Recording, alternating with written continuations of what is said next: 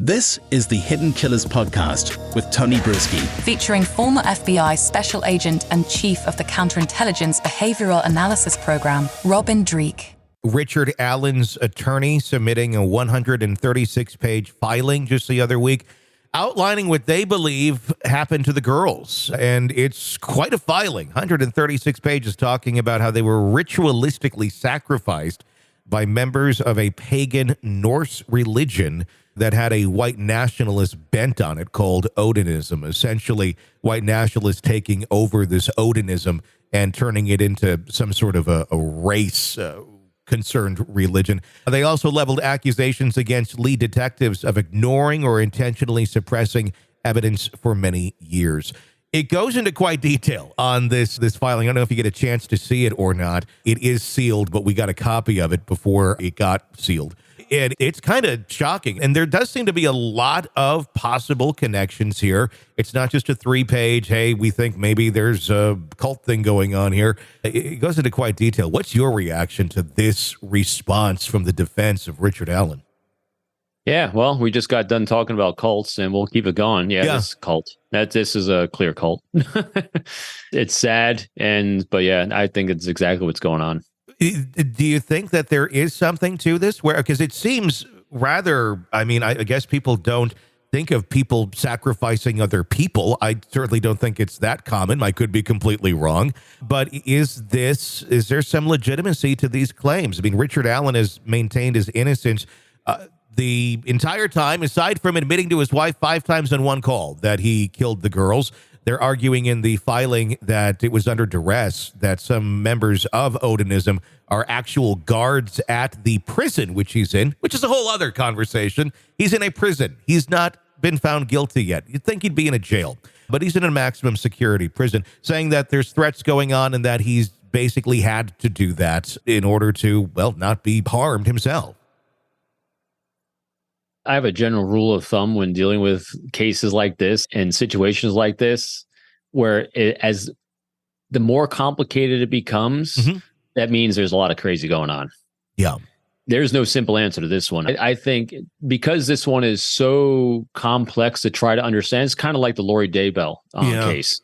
The more complicated it takes, if you got to start breaking out a wire diagram to start trying to figure things out of who's connected to who, that's when we have a very big network of people that are doing things that are wrong.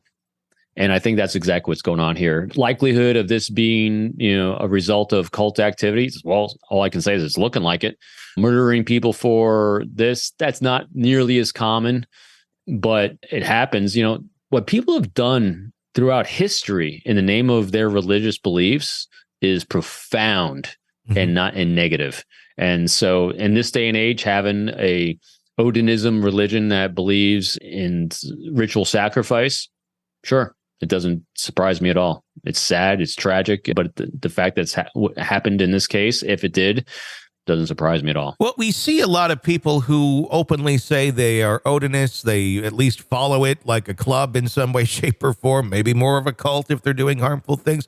But I don't believe there's a lot of evidence of them sacrificing people, if any evidence, in modern times in situations like this. That could either mean, they just haven't been caught, or they're not really doing that sort of thing. I don't know how organized this group is either than just kind of a collective around the area, around the country. There's certain people who go, I identify more with Odinism than I do this or that. But within Odinism, there's not a lot of, sacrificing of people necessarily.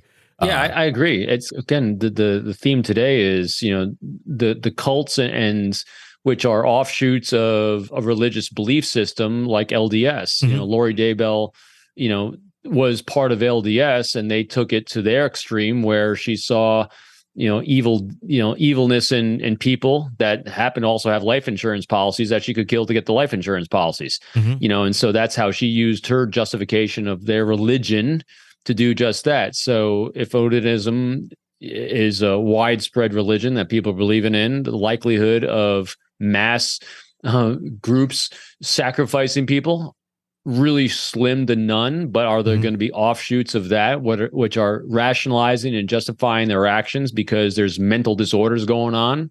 Yep. Why do you think they revealed or put this out, this 136-page document, well before the trial itself? It almost kind of outlines the whole defense, if this is the area that they're going to go down. Is it in hopes that he could be exonerated before trial if they decide to look into this sort of thing? Or is it to get the public's mind kind of wrapped around this angle that they're going with? Because it does seem very extreme. So when it is argued in court, maybe people are a little more receptive to it. Yeah, I'm on that side with you. I'm always on the side of, every time I see defense doing something, I'm always thinking that they're just trying to play juries. And I don't know this because I haven't looked at kind of cases like this, but I'm imagining it's very much like they would do during a gang trial. So if you have a couple gang members that were under the threat of duress of being kicked out of the gang / killed, unless they performed this illegal act, that under duress, they had to do it for their survival. So I think they might be going for an angle like that. With there being, and they're not named as suspects from law enforcement, but if you were just to look at the clues that are out there, there's an individual that is an Odinist, and they were looking at him kind of closely, but then said he has nothing to do with this. But he had disturbing images on his social media that eerily mimicked the crime scene. Some of the way the sticks were laid out on the bodies and such were literally on his social media shortly after the murders took place. But despite those findings, they said he's cleared. But they went after this other guy who voluntarily raised his hand when they said, "Who's been out there hiking?" Richard Allen said, "Yeah, I was out there at this time and this and that." Putting himself at a crime scene voluntarily. It doesn't necessarily seem like that would be the MO of someone who ritualistically killed two kids or just killed two kids in general off by the railroad tracks. Yeah, to your first point, what he has posted on social media that mimics what the crime scene looked like. Well, a lot of religions have traditions and methodologies for doing things that, trace back thousands of years. And so, just because that showed up, and it's not a coincidence, but that's part of the religion, doesn't mean, again, it was definitely something for law enforcement to look at. Yeah. But definitely not a smoking gun on that one. Hey, and I always look at it like this. The more open and transparent someone is, it just goes well to their innocence, or at least to their truth and veracity. So who knows? But yeah, I find it at least good behavior that he's having to be open about what he's been doing. It'll be very interesting to see where this goes. It's quite a defense, but yeah, I mean, we've seen I don't know. We've seen stranger things. I think Daybell may beat this a bit, but to go down this road with all of these claims in this document, it's quite overwhelming and somewhat fantastical. But I do wonder how much of it is legit and how much a jury will eat up or believe and accept as a possible fact here for his alibi, just considering the fantasticalness of the idea of it being a Norse cult. Tony, you hit the really key words in there, overwhelming and fantastical. So again, reverse the optic, put yourself in that jury, seat, and do that thought experiment. So if you're sitting there listening to defense, giving all these details in this fantastical, yet in a way that they're going to make it make sense to them, you're going to start seeing that the subject that they're trying to prosecute is a smaller part of a larger whole. And so when you're sitting here imagining, the person that they're defending, the person on trial is just a small cog in a massive wheel, how likely are you to then say, "Oh yeah, guilty"?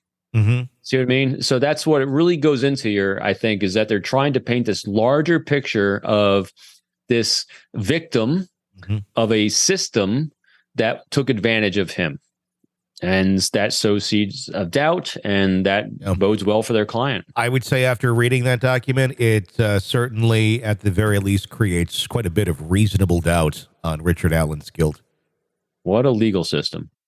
You're consuming the Hidden Killers podcast. Want more? Start binging on all of our true crime podcasts right now through Apple Podcasts and get an ad-free experience when you sign up to be a True Crime Today Premium Plus member exclusively on Apple Podcasts. More of the Hidden Killers podcast dropping soon. Press subscribe now.